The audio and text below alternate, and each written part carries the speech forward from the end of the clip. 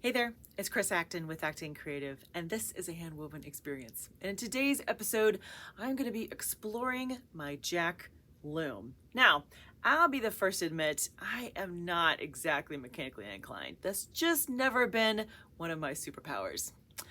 However, because I own a loom, it's kind of important to understand how everything connects together and what the function is of the different parts. So, in honor of that, in today's episode, I am down on the floor in the belly of the loom, and I'm going to walk you through how the parts are connected and how that helps you weave, right? So let me start with some orientation here.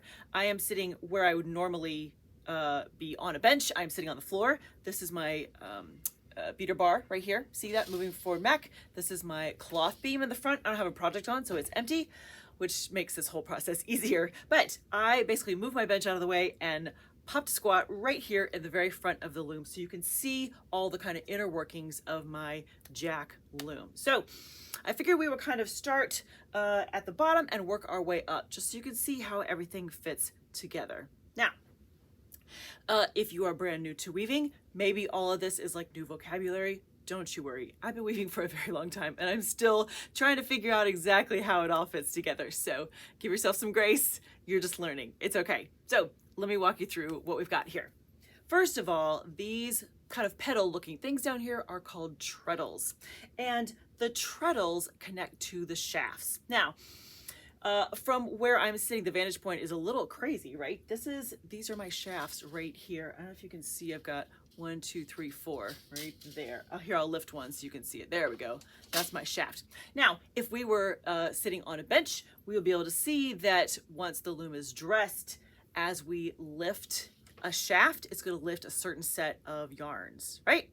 So we start with these treadles here. Now, with the floor loom, you have a choice for how to connect the treadles to the shafts. And you do that by using tie-ups. See these? I have some that are kind of dangling here because you'll always take them off, but these little guys here are called tie-ups. Now, these tie-ups give you the power then to decide that this treadle here is going to lift just shaft number 1. You can connect the dots, so that's all it does. Or maybe this one here connects to shafts 2 and 3 and lifts those guys there. So basically, see how I've tied them? These tie-ups then give you the power to connect the treadles directly to the shafts. Okay, you're with me? Now, next, as we look up, we have these kind of long, skinny pieces right here that are called lambs, L-A-M-M, because, you know, where 1 M is good, 2 is better, right? So what happens is for each shaft, I've got 4 shafts, I have 4 lambs. And each lamb kind of spans the entire width, right? But it has these holes in front of each, which means that my tie-up will connect from the treadle to the lamb. Do you see that? So if I want this treadle to lift shaft number 1, which is right in front, I'm going to take my little guy and I'm going to tie it right there. That one's kind of confusing. I'm sorry about that. That one's not doing anything. It's just hanging out. But this is this treadle. I tied it up to the lamb in the front, which means that is for shaft number 1. So when I press that down, see how it lifts? Just like that. Now, here's what's really fun, is that we call this style of loom a Jack loom because when I press on the treadle, the shaft goes up. It's a rising shed. That's what that's called, right? See how that motion goes right there?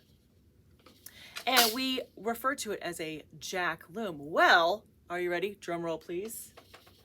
These are jacks. Look at that. You knew someone was thinking that through somewhere. These are jacks right here. These are the pieces that kind of connect all the dots, right? They're like the middleman. In between our treadles, our tie-ups, our lambs, we have the jacks right here that are going to push up each of the shafts. So when I press down on this treadle, it's connected to this tie-up, to this lamb that triggers the jack. There's a little hole, a little screw that kind of pushes up. So this is connected directly to this one and moves the motion up just like that. Isn't that slick? It is fascinating, kind of the inner workings of the loom. And if you don't have a jack loom, I would encourage you to get in there and see how your loom works. Your loom may have jacks, but in different places. You may have lambs, but more than one set. See, each style of loom is going to be a little bit different in how it functions, how it is able to separate your warp yarns for you and allow you to weave fabric. But I thought it was time. We did a little tour of the kind of the guts, the body, the underbelly of the loom so you could see how it all works together, because it's going to come in handy if something goes wrong, of course, but also just as you plan your project, you can kind of appreciate what this amazing loom can do. All right, friends, let me know if you have questions and tell me if your loom functions differently, because I am fascinated by it.